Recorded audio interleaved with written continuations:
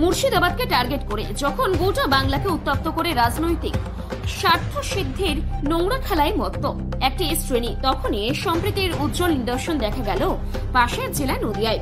ভেদাভেদের রাজনীতির মাঝে মিলনের এই খবরে আপনাদের মনেও শান্তি এনে দেবে নিশ্চিত।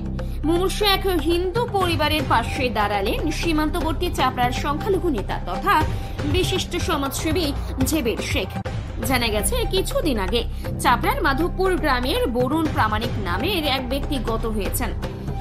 সেই গত বরুণ প্রামাণিক ছিলেন পরিবারের একমাত্র রোজগেরে। দিন আনা দিন খাওয়া পরিবারে হঠাৎই গত হন বরুণ। তারপর অথই জলে পড়ে স্ত্রী ও 2 সন্তান। তাদের সামর্থ্য নেই শ্রাদ্ধ অনুষ্ঠান করার। দুস্থ সেই পরিবারের কথা শুনে এগিয়ে আসেন জেবের শেখ। শ্রাদ্ধ অনুষ্ঠানের সমস্ত দায়িত্ব নিজের কাঁধে তুলে নিলেন সমাজসেবী জেবের শেখ। আর এই কাজের মধ্যে দিয়ে তিনি দেখিয়ে দিলেন কিভাবে মানুষ হয়ে মানুষের পাশে দাঁড়াতে হয়। হিন্দু মুসলিম ভেদাভেদ করে যারা ক্ষমতায় থাকতে চান তাদের বিশ্বদাত ভেঙে দিলেন সমাজসেবী জেবের শেখ। এটা সম্প্রীতির বার্তা, কারণ আমরা যে রাজ্যে বাস করি, আমাদের মুখ্যমন্ত্রী মমতা ব্যানার্জি, তেনার যার শিক্ষা মানুষ মানুষের জন্য। আমরা একজন মুসলিম ছেলে হিসাবে আমার সবসময় কর্তব্য, যেহেতু চাপড়ার ক্ষেত্রে আমার হিন্দু ভাইয়েরা এখানে সংখ্যালঘু, সবসময় তাদের পাশে থাকা এবং জাতি ধর্ম বর্ণ নির্বিশেষে দলমত নির্বিশেষে আমরা মানুষের পাশে থাকি, মানুষের কাজ করি। এটাই হচ্ছে আমার দায়িত্ব, কর্তব্য, এটা আমি মনে করি। কি বার্তা দিচ্ছি সাধারণ মানুষকে? কি বার্তা দিচ্ছি? আমি সাধারণ মানুষকে এতে থেকে একটা বার্তা দিতে চাই যে আমরা সর্বধর্মের মানুষ। আমরা বাংলাতে আগে যেরকম একসঙ্গে ছিলাম, আছি, আগামী দিন থাকব।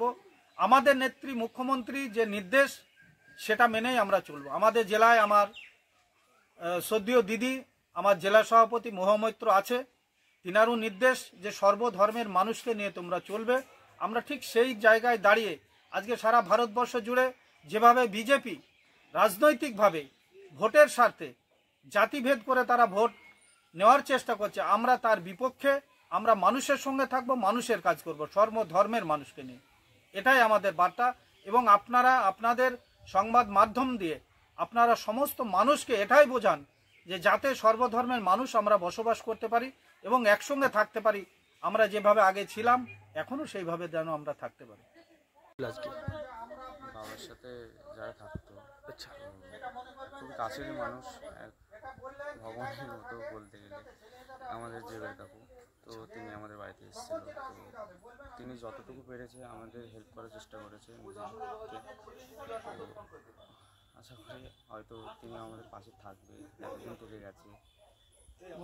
বাবা কিভাবে মারা গেল? বাবা অসুস্থ ছিল অনেকদিন। কবে মারা গেছে? মারা গেছে আজকে আমাদের কামান প্রায় হয়তো 3 তারিখে মারা গেছে। তো এতদিন হয়ে গেল।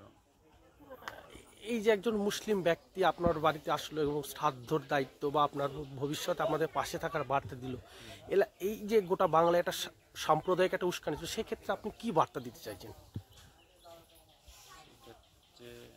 সাধারণ মানুষকে কি বলছেন, মানে কি সবাই একসাথে মিলেমিশে বা? হ্যাঁ হ্যাঁ হ্যাঁ, সেটাই যে সবাই একসাথে মিলেমিশেই থাকুক। তিনি সবারই পাশে আছেন, যে আমি হিন্দু বা মুসলিম বলে কোনো মানুষজন নেই তার কাছে, সবার পাশে থাকেন তিনি। তো আপনার নাম কি? আমার নাম শুভম প্রামাণিক। আপনার বাবার নাম? বরুণ।